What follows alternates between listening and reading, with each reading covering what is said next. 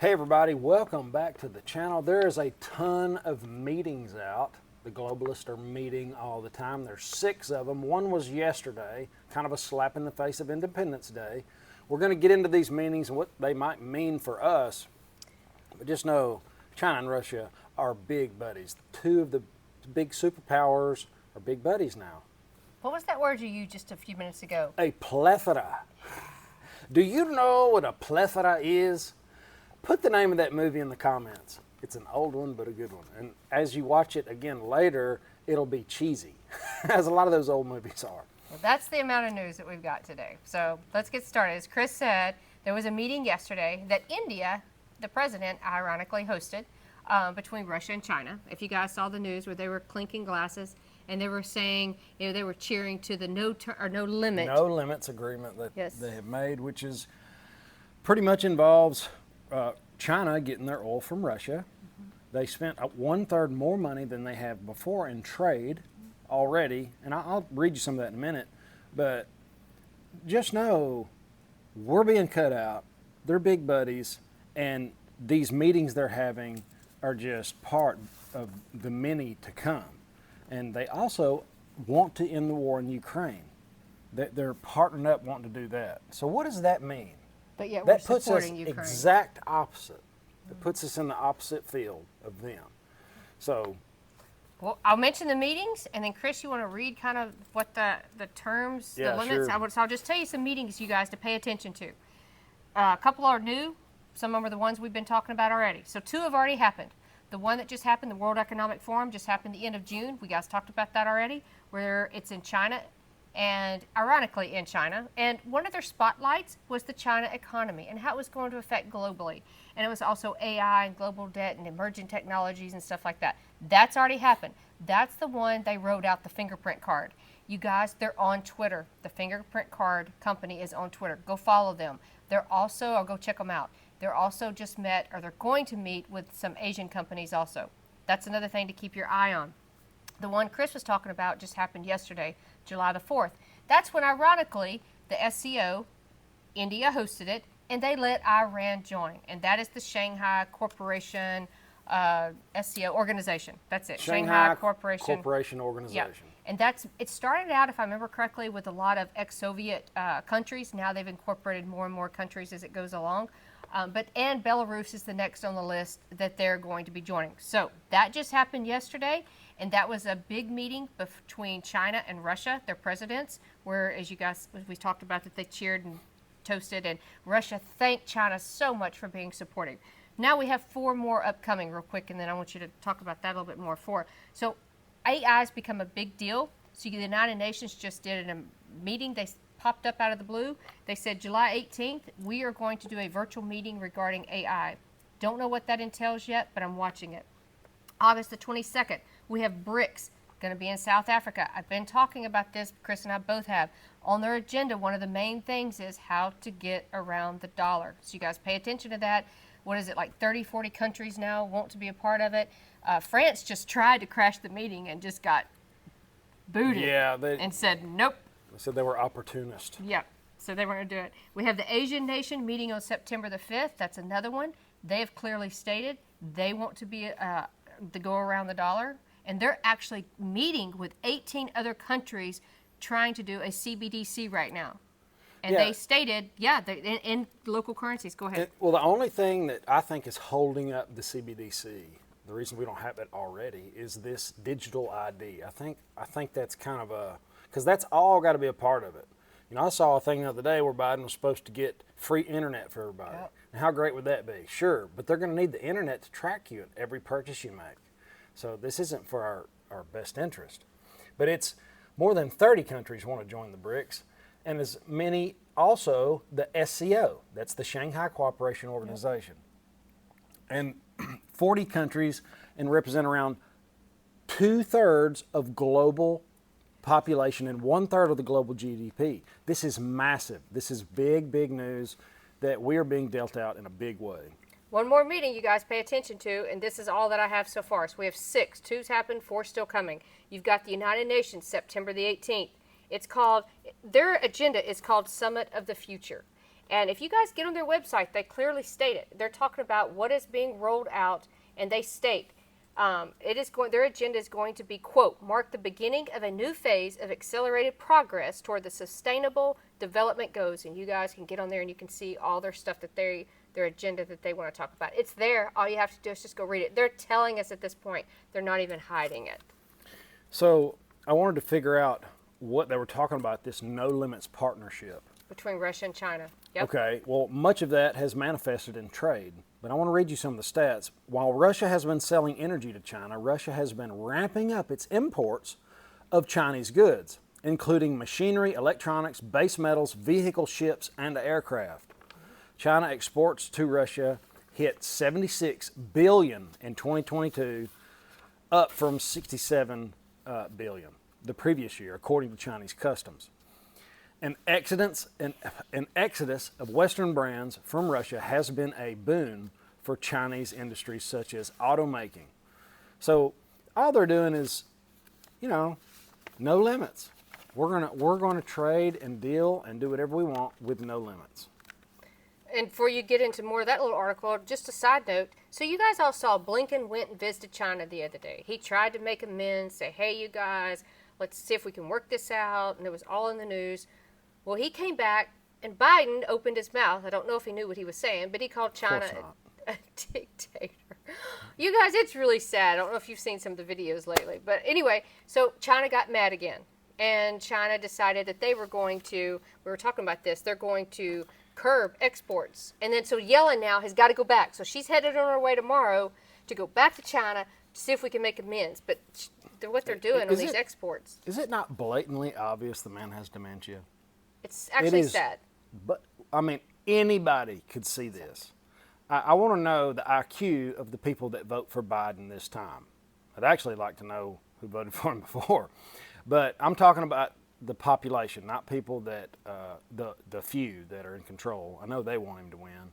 But it's just crazy. It's nuts. Well, the laughing stock of the free world. Let me just tell you, if that was my dad, I'd be pulling him out of the office and getting him home because it is embarrassing to watch him. I actually, at this point, I feel sorry for him. But read what China's doing now. Okay. Because we've made them mad, so now this is what they're doing. Well, this happened on Monday, yesterday. China announced export controls on 2 rare earth minerals. This is a big deal because it has to do with computer chips, gallium and germanium. Starting on August 1st, these critical earth metals are used in microchip production.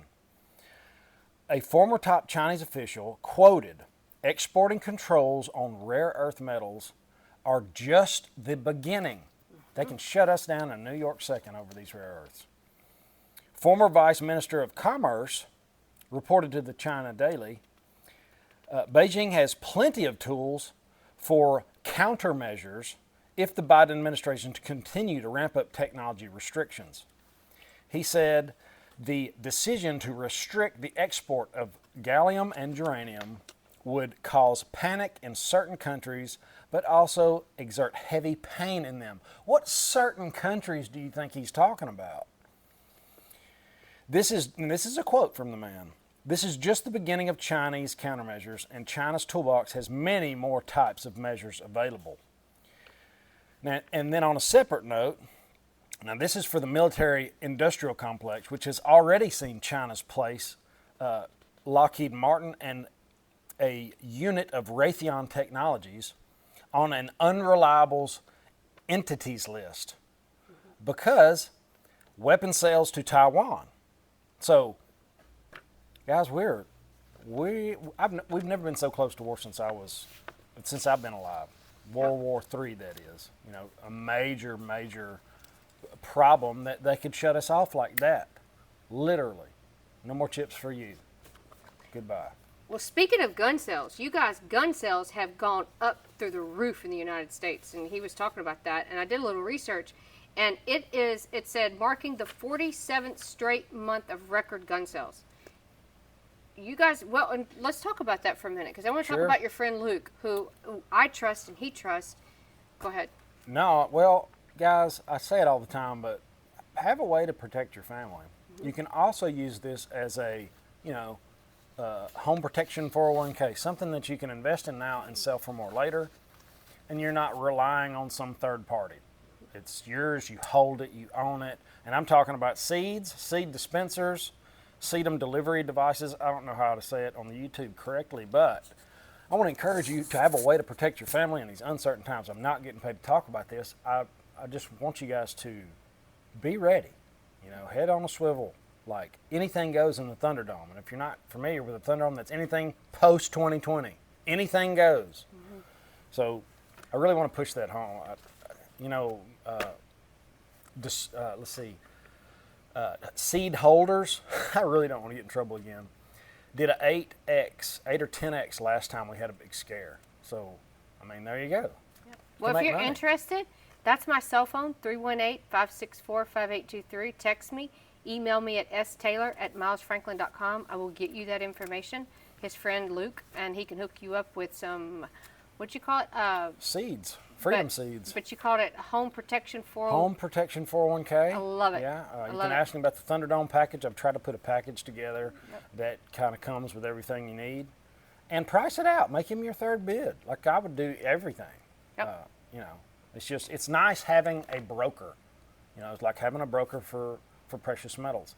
You have that, you got their number, their email, you're contacting them directly. You don't have to worry about trying to get to Academy when it's really hitting the fan. Because last time I went to Academy, ammo was gone.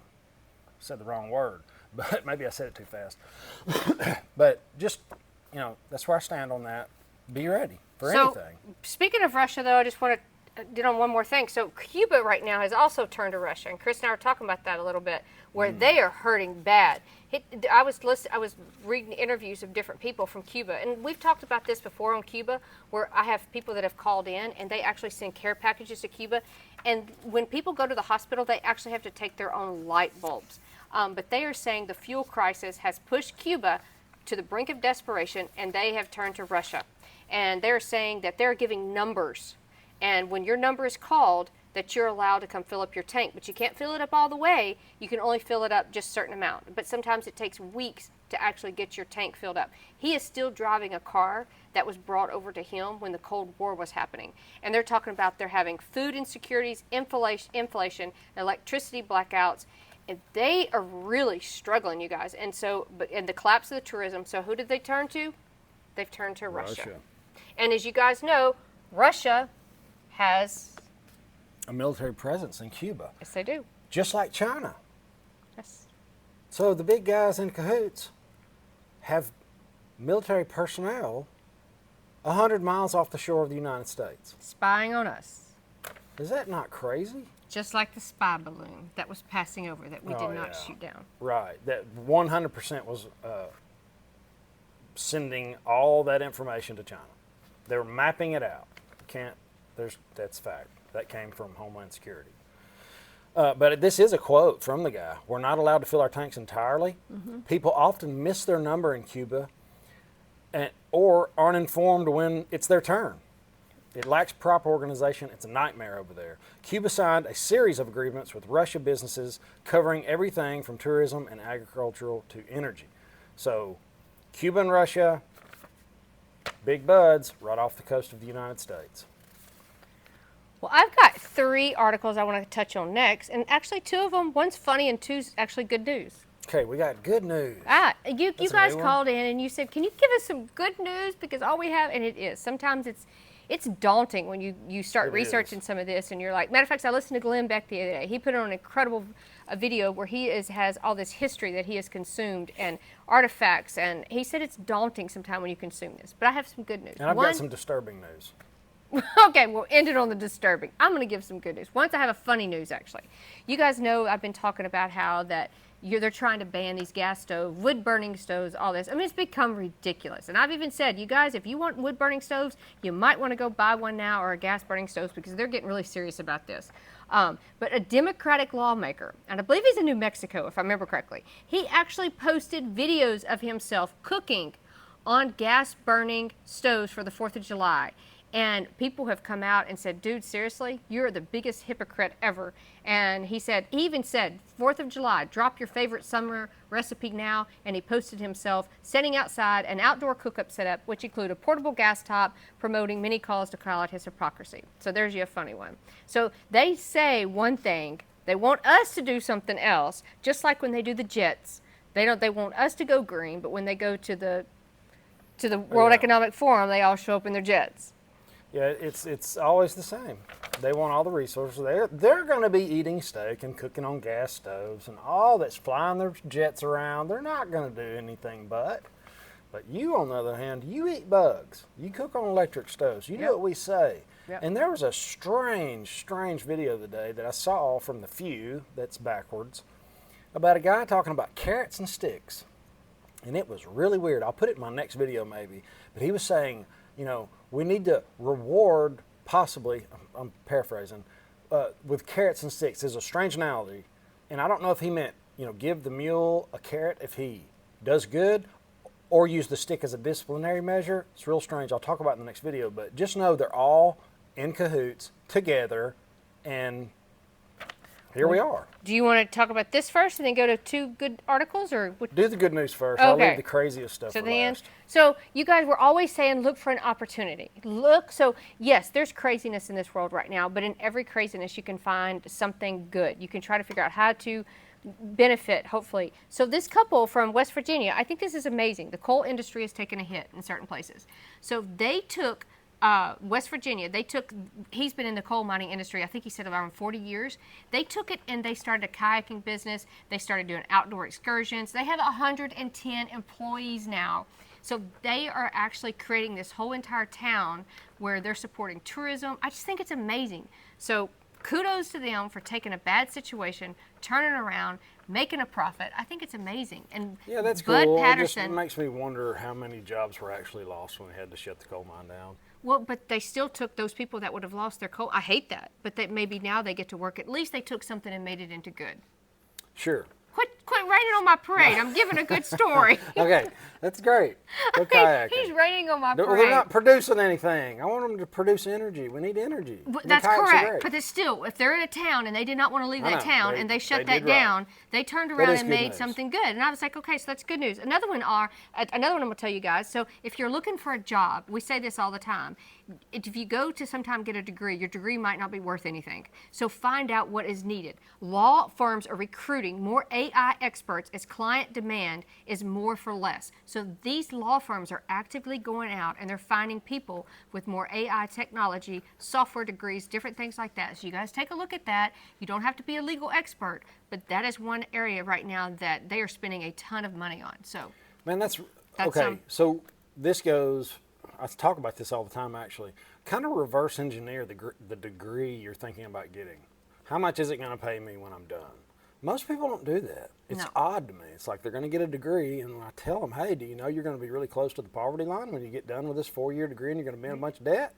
And they're like, oh, yeah, well, that's what I want to do because that's what I love. And it's like, oh, man. Just be careful. Don't get in a bunch of debt over some degree that's not going to help you that much. No, that's what I did. I got in the workforce first, and I've mentioned this before, but I got a job first, and I figured out what was needed, and then I went and got a degree in it. Was it my favorite? Maybe not always, but it sure helped me, and it helped me. Yeah, sure. So, all right. So this is the last story, and you guys, this is nutty, guys, and it's really not funny at all. It's actually extremely sad. It's disturbing. It is disturbing, and it happens. It happens when societies collapse, and it's about the largest teacher union in America recommended educators include genderqueer in their summer reading. So they wanted to include this book, and it's from the NEA, National Education Association. The book was featured in the NEA's Great Summer Reads for Education list that showcased 11 books. It gets better. Among those books are White Fragility, a book that insists that white Americans can use anger, shame, and guilt to avoid taking responsibility for racial inequality. Unreal. Other sections include books to help you forget about work, books to celebrate or help you understand Juneteenth. See all this division? It's constant stirring of the pot. And the lady that wrote these books, I got her name somewhere. Anyway, her pronouns are e, and m. She wrote Genderqueer, and she says, has been challenged for its depictions and descriptions of oral sex, as well as discussions of masturbation. Why would that be in a child's? Why would kids need to learn about that? I don't understand. Well, I do understand it, but how this is okay, I don't understand. Why this isn't, Mia Kebab. Mia Kebab. She's the one that's the one with all the pronouns that wrote the book. But guys, it's this is the perversion of the empire that happened in Rome. It happened in Germany right before they went through hyperinflation. They had all kind of stuff, strange stuff. They actually did the first sex change there. They actually put a woman's parts in a man, and he actually died. But we're approaching the collapse of society as we know it. It is a little bit slower than I thought, which I'm grateful. It gives us a little more time to prepare. But that's it. I think that's all we've got today. Well, I want to say something about that real quick. So Okay. this has been, and I found out from my past job that most people that are involved in something like this, they usually have a history, they have a story, they have a past. And instead of working through it and getting help, they take it out on others, it seems like, and take it for whatever you want, whatever. But I've also noticed, we did a study before I left. I used to work for the FBI, and I worked child pornography cases. And we did a study, and it showed that the internet is good and it can be bad, but it showed the fact of having internet, having access to so much of this information. It took somebody from maybe abusing, creating some of this stuff, content, from maybe it would take them 10 years to literally 60 days or something to that extreme. Their appetite grew. They wanted more. And to me, this makes me sad, because who we're hurting the most are the innocent kids. That's who we're hurting. If you're an adult and you make that decision to do what you want, that is your decision. That's up to you. Between you and God. It is. But as a kid, an innocent kid, that's what makes me very angry. I get a pissed off midget, is hurt a kid, an animal, or a senior. And a kid does not stand a chance. And when you do that, you leave scars on their lives that will last forever. And when you force that on them, I was reading a book the other day about why would you force this on a kid when they have no way to say yes or no. And our responsibility is to protect them to the best of our ability. And I just went off on a tangent because this makes me very angry. Our kids are our future. They're our world. And when you indoctrinate them with stuff like this, that is wrong. They're being indoctrinated. And it talks a lot about in the Bible about that. It does. It's better for a millstone to be hung around their neck and cast into the sea. That's a just punishment. And I agree, 100%. You hurt a kid, that's where you should go. I'd like to read a scripture then for the end. Mr. Claude, Mr. Al, he always sends me one every morning. I love it. This is Proverbs 19, 28 and 29. It says, "A corrupt witness makes a mockery of justice, for the wicked never plays by the rules. Judgment is waiting for those who mock the truth, and foolish living invites a beating." So I hope some of that comes to those people that have corrupted some of these kids and have hurt these kids where they live scars for the rest of their life. Yeah, and keep an eye out. There's a lot of child trafficking going on. I'm actually going to see the movie Freedom. What is it called? Freedom. I forget. It's Freedom for Just. No, Freedom for Just. I forget. It's a movie that's come out. It's called Child Trafficking. Oh, man, I can't remember. I can't remember. Out. But it's supposed to be really good. It Yep. came out on July 4th, and we're going to go see it. I'm just not crazy about going to the theater anymore, but I might go this time. I cannot remember the name of the book. Put it in the comments for me. I completely drew a movie. blank. I Have don't an have it right here. awesome day. We'll see you in the next one. Later.